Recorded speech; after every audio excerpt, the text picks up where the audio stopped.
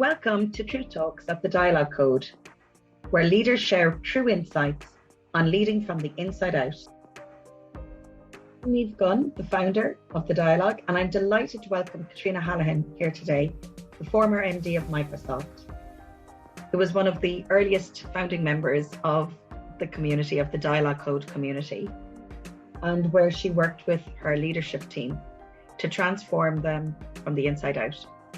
And we worked together to see whether in leading from the inside, could you transform your leadership team? Could it have impact? Could it have results? And could it impact the work culture of your organization? People are experiencing a demand for a new way of working, and leaders are experiencing the challenge of there is new and exciting expectations, but also challenging expectations for leaders to cope in the current environment. And things aren't going to go back to normal. So before I start to talk about my experience with the Dialogue Code, I think I should probably kind of give you some context of where I was back 8 years ago, my kind of mindset, as well as me as a leader. So as most of us have experienced in the last couple of years, but over our lifetimes, we all have a lot of ups and downs and things that are sent to face us or challenge us.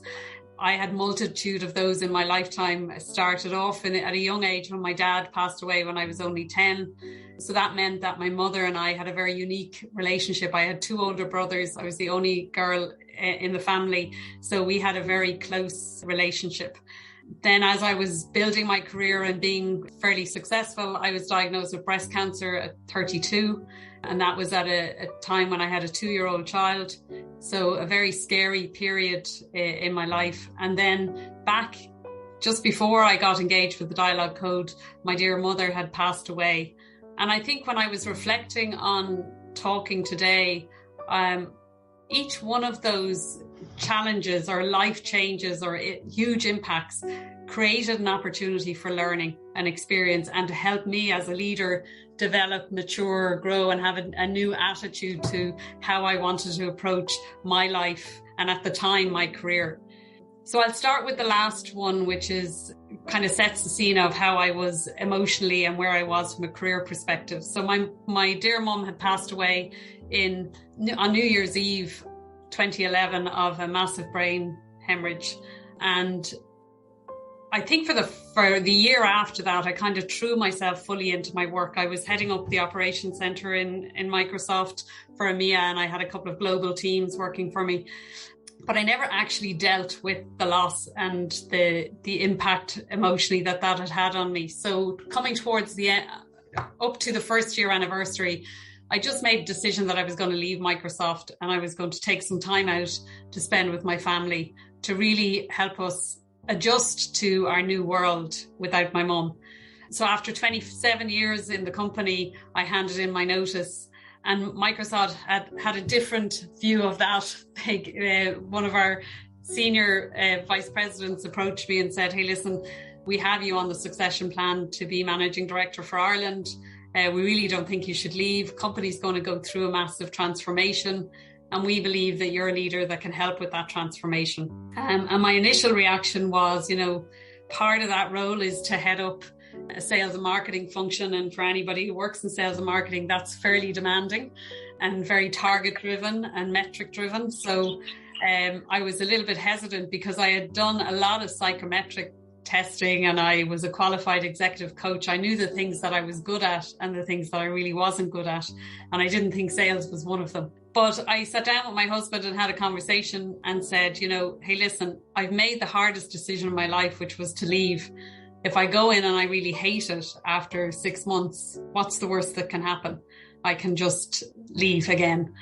And in some respects, that level of confidence or freedom that I got by taking a career break, I took 3 months out. I should have asked for 6 and they probably would have given it to me, but I asked for 3 and they totally supported me to do that. It gave me the time that I wanted with my family. So one of my learnings is don't be afraid to ask for things that you need, because in a lot of cases your company will support you. And I came back with a very fresh outlook of throwing myself into this new opportunity. I have to say, I came into a team that was full of really talented and bright and capable individuals who all were individually successful. But the thing that was really missing was that we didn't have a common purpose. We didn't have a shared vision for the team, for all of us. We weren't leading together. We were really competitive. There was a lot of individual challenges on relationships, people not getting on, not wanting to support one another. And a real question from the team on me around who's this person coming in with no experience in sales who thinks they're going to be able to lead the team. But I was a firm believer that if you, as a leader, can create the right environment and create the right space and remove roadblocks and barriers, then your team will strive. So that's when the dialogue code became an opportunity that presented itself, because my HR support at the time had gone down to one of the first dialogue code experiences in Cork with Niamh.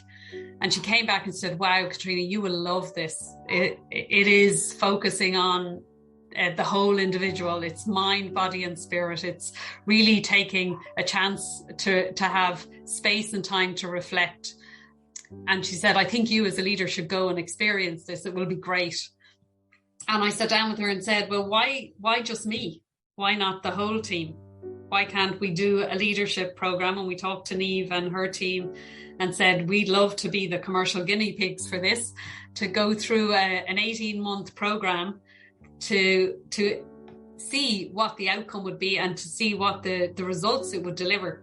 And I have to say it was absolutely phenomenal, not just for me, but for the team. It created space for us to reflect on who we were personally. It created space for people to deal with things probably in their personal lives that they hadn't dealt with before. And that was our starting point, because you needed to be grounded in yourself and what you want and what makes you happy and what makes you thrive in life, to then try and understand, well, how do you thrive from a work environment, and how can you bring your best self to work?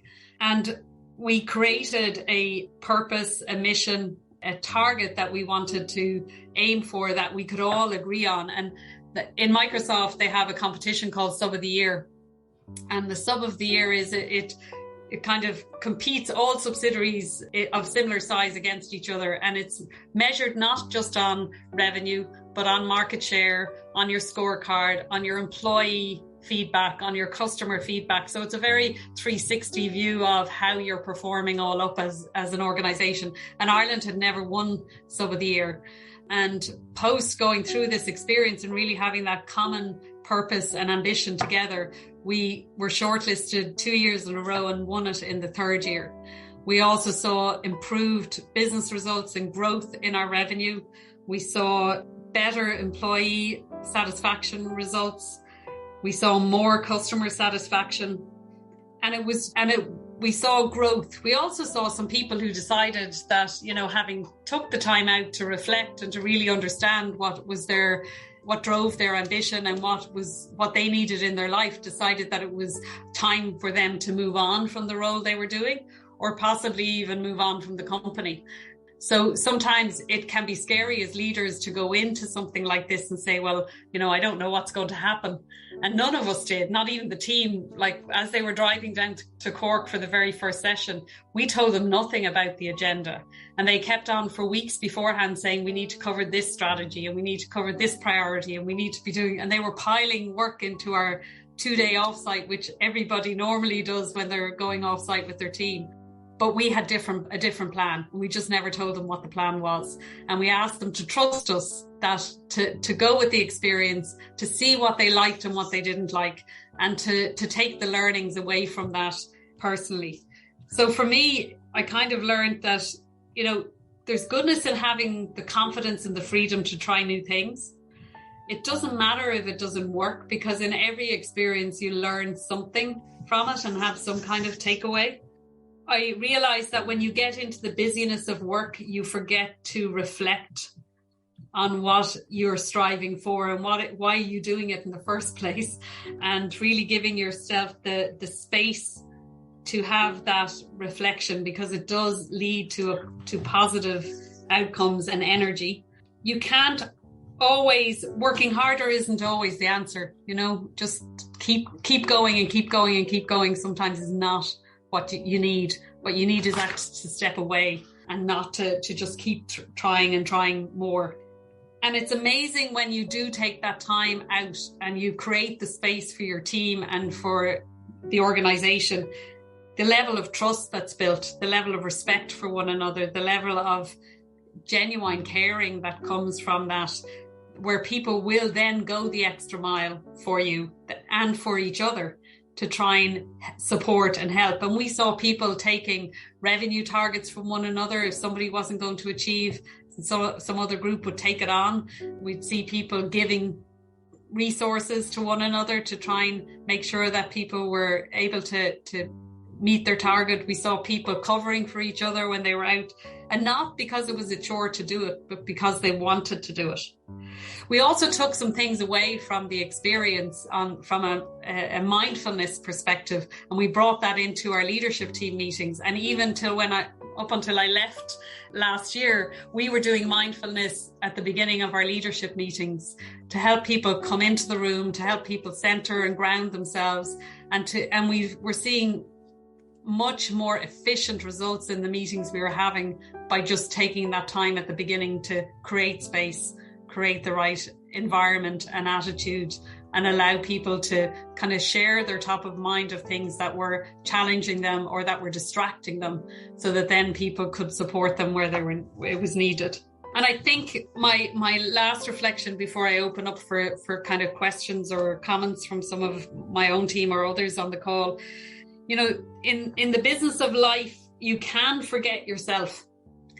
And I think COVID for me gave me time to reset. For a lot of people, it was challenging. For a lot of people, not having the interaction with others was hard. A lot of people lost family members and got very sick during the period. For me personally, it created a space. The world stopped. There was no dinners out, nights out, speeches, talking at events. Initially, that just totally stopped. And I was left grounded with my family, my daughter, with my husband, and reevaluating life. And I think that has helped me then, as I've transitioned from the Microsoft world now into my non-exec roles that I'm playing, and some of our my CEOs are on the call. It has really helped me to make that transition and to be really comfortable and happy with the decision that I made, and to have absolutely no regrets. And I reflect back on those key things of taking time, creating space, giving yourself reflection to be able to make the longer term right decisions for you personally and ultimately for the people around you. It was fabulous listening to you. And what was coming up for me actually was listening to you going into the commercial sales. You were bringing me right back to when I was MD. My own shift has been a substantial shift in my own way of being, from the lean in, work harder, drive sales, the panic and the overwhelm that comes when you're hit with massive challenge. And what I'm hearing in the dialogues and from other leaders, and certainly from the HR leaders, is there's this real tension point that they're under-resourced. There are people walking out the door. They can't get the talent. They can't fill the spaces. And yet no one is willing to take time to pause, to step back and take space. And that, and I understand that, because I'm not sure, I didn't, and I ended up where I did. And that's why I've created this. But I know the floor will have lots of other questions, but I'd love you to speak to that, because I think the reality is, in the business challenges that the leaders are going through at the moment, they're going to do the normal default, which is what we've all done and what we've all been trained to do.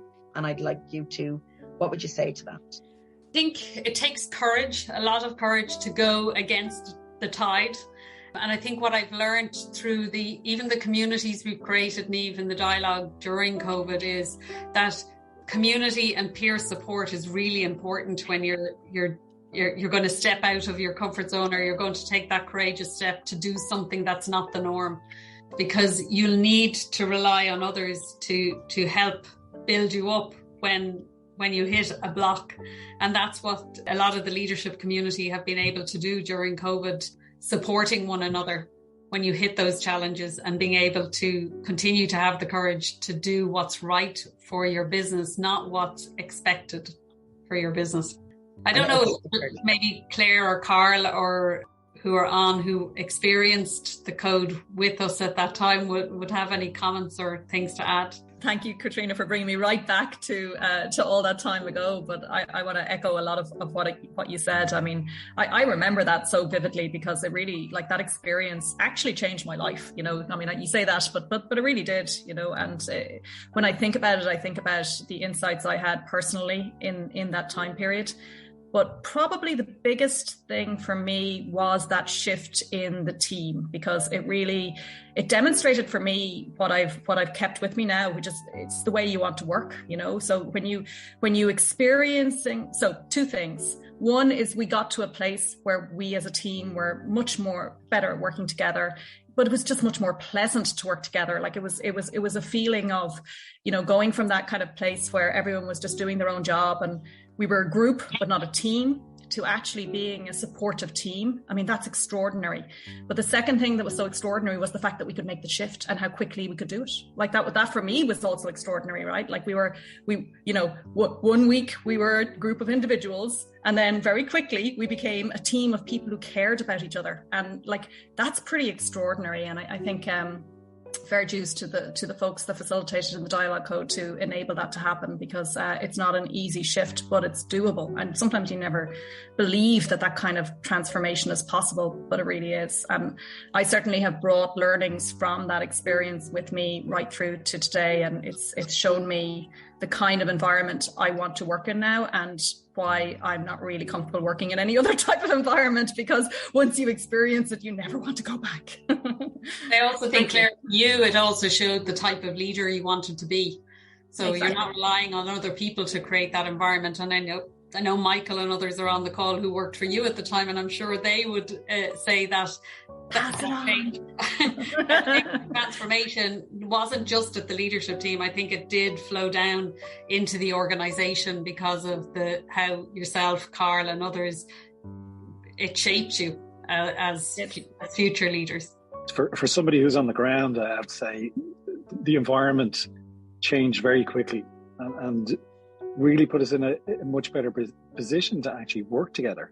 So to me, the organization was a group of silos that never spoke to each other and actually competed against each other. But that transformation just flipped us upside down and just put us all in that direction to kind of win together. It was incredible. Just to build on what Michael and what Claire said, I think the big thing is what we got was the culture.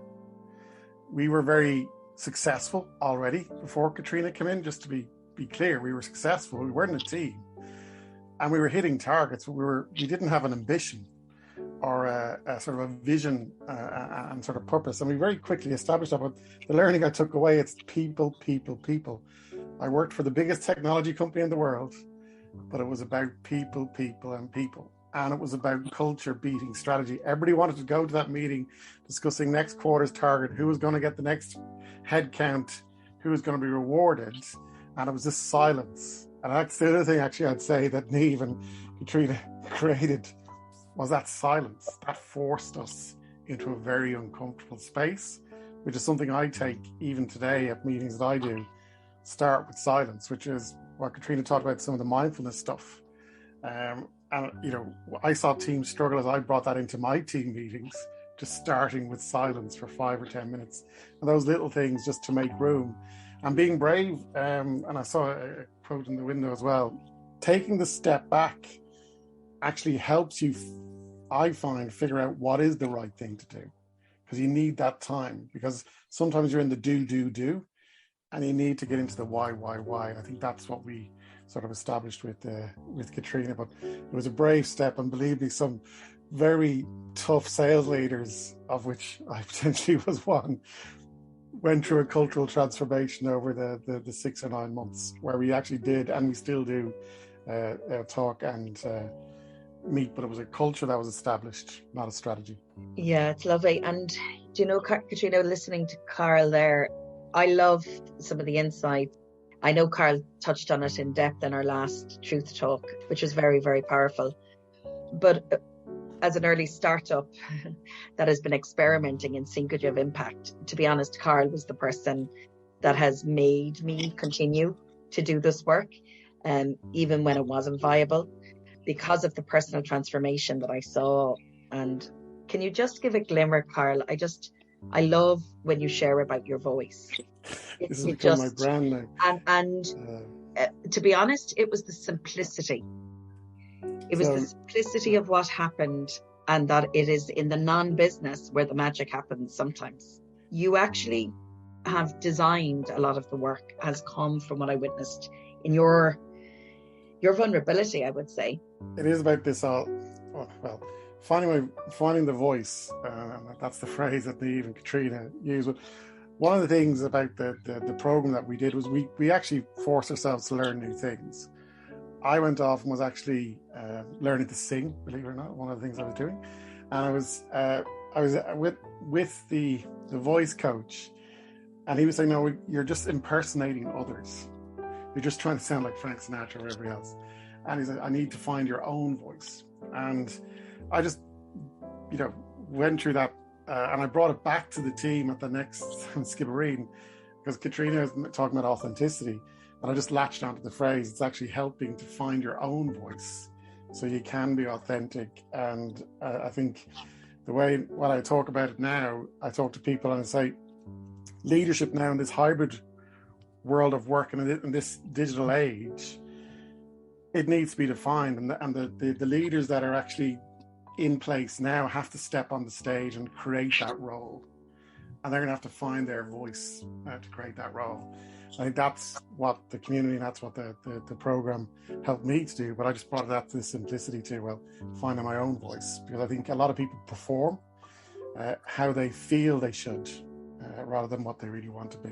Yeah, so I think the empower every individual and organisation on the planet to achieve more is something that we've lived and breathed since Satya Nadella came in. And I think I was lucky in some respect personally going in to lead at a time of change, because he was driving that change globally. The challenge we had is, to your point, people going, well, what does it really mean for me, or what's in it for me, and why should I change? And one of the things we were very early on quick to talk about, because of the competitive nature in a sales organization, is we didn't want people to necessarily have to like each other. I mean, we didn't want everybody to be best friends and to be going for lunch or dinner or whatever, but we did want people to have a level of respect, to appreciate the strengths or the contributions that everybody on the team could make towards the team. And we worked not just with the direct leadership team, but with the broader organization to start building that purpose, to pick out kind of words or the things that people could say, yeah, I'd like to see us achieve that. I think that is what success would look for us. So yes, and as we went through the process and eventually won Sub of the Year and achieved that accolade, then it was around how are we empowering the companies and the organizations that we work with to achieve more, which was the company vision. So we had to get people on the team actually feeling like they were part of a team, feeling like they were excited to come to work, feeling like they could trust one another and people had their back. And then when you do that and you can see the results, and we had between 25 and 30% growth in our revenue every year for 7 years in a row. So it wasn't a 1 year wonder. It was a consistent, I think once they could see that opportunity, then we had people who took on bigger roles, moved out of the organization to do more because they had confidence in themselves to be able to do a bigger job and a bigger role and create space for the next team to come in. And as I say, then it became more and more customer focused of, it's not just about our achievement, but it's also about, are our customers getting value from the technology they're buying, or is it impacting their business? How are they being successful and how do we share that? So I know it's a bit of a cliche to say success breeds success, but in this case it really did, because it built confidence in people to be able to not always be focused on their own success, but to be looking for the success in others, and how can you help achieve that? Yeah, and actually what I observed was the level of trust. It was this trust, and it was the vulnerability, but actually it was the vulnerability of Cathriona allowed the vulnerability across the team. And I and it permeated this kind of the masks coming off, and that layering came down as we went through. But Cathriona, if it's okay. I could say, Niamh, just one thing, because I'm sure there's some people on the call who are wondering about. In some respects, my job became buffering the team from the rest of the company to allow us to build the team and success and trust, because not everybody in the global organization would have agreed with what we were doing. Not everybody would have agreed with like mindfulness at the start of the meetings, or, doing the different activities that we did. They wouldn't see the value in it, but the results spoke for themselves. So, I think that comes back to my comment about courage. The leaders need to have the courage to actually step out and do those unusual things that they know are right for their team and know that it's right for them and their business. And they're not always going to get support, but it's about how do you buffer or shelter the team from any of the challenges that are coming to a certain extent to allow them to flourish and grow and deliver the results. Cathriona, could I just ask you a quick question? Was there any resistance, as in, was everyone on board, or did anyone put up a battle? And how did you, because they're the ones that keep us awake at night, right? Yeah. How did you get that person on board? What magic tricks do you have you can share with us? In some cases, Lisa, they were no longer on board. It was showing to them, this is where the organization is going. This is the culture we want to be. This is the type of leadership we want to have, a level of authenticity, a place where people can bring their own self to work and to achieve. And some individuals weren't on board with that. And I worked with them then to decide, was there another role in the company that they'd be better suited to, or was there another company that they'd be better suited to? So it wasn't all perfume and roses. There were challenges in between. And Cathriona, yesterday what we were talking about in reflecting, having the practices of being comfortable with discomfort and creating that safe space, it allowed you to have those honest conversations then that you might have avoided and then maybe just been left in the lurch and, with an empty role. So there was a much more, I would say, loyalty, support to each other. I had a conversation with Niamh pre-COVID that said, Ireland as a country was coming close to full employment. There was a scarcity of talent in the market, and we were finding it really difficult to find great talent for lots of organizations.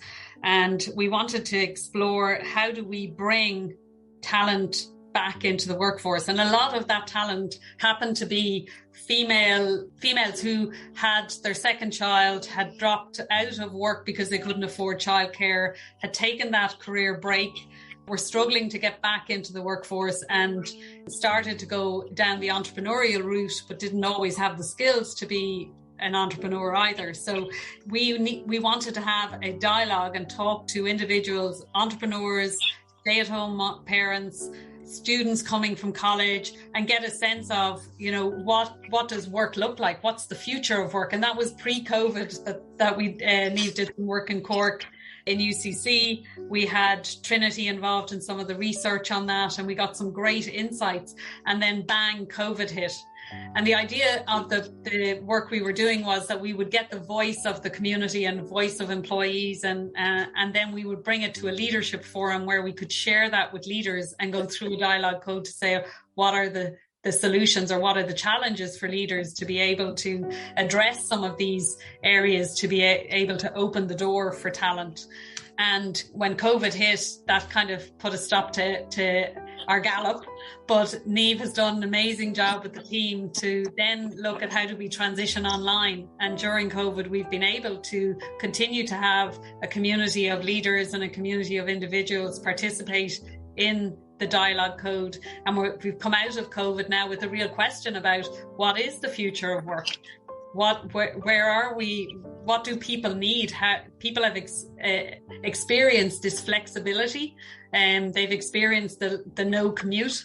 For some people, that's been a phenomenal experience and given them time back. For others, they've hated it and they want to get back into the workforce. So there's this big challenge for leaders around how do you adapt? How do you lead in this new environment? And how do we think about this for the future and create a space where individuals can thrive for themselves, but they equally can thrive in the workplace? And hence the new design that Niamh has been working on now, and the programs that we're working through that are coming up in the next few weeks. So I really want to thank the team and all the facilitators and everyone that has been co-designing and experimenting. And I'm just delighted to see everyone on board here again. We're going to be going on to the WorkVivo platform. So anyone that was in the previous dialogues, we're going to invite you to join it. So if you get an invite, and anyone who would like to join, please feel free to join. Send me a note and we can hook you up. And I just want to say thank you to Cathriona. I think Cathriona embodies the future leader. And what would the world look like if we had hundreds and hundreds of Cathrinas running around the place? I don't think there would be the mass exodus from the organizations. And I just want to thank you, and certainly it's possible. So I just want to say I really look forward to leading the next dialogue with you in Ballincarra. Yeah. So my pleasure. It's going to be a great, exciting 2 days. Encourage as many people as possible to come along. And as you say, if only a percentage of people got the experience that we got through the dialogue code, I think they would be better for it. So it's definitely worth something to embrace for your own sake. I think people would get a lot from it. And thank you, Niamh.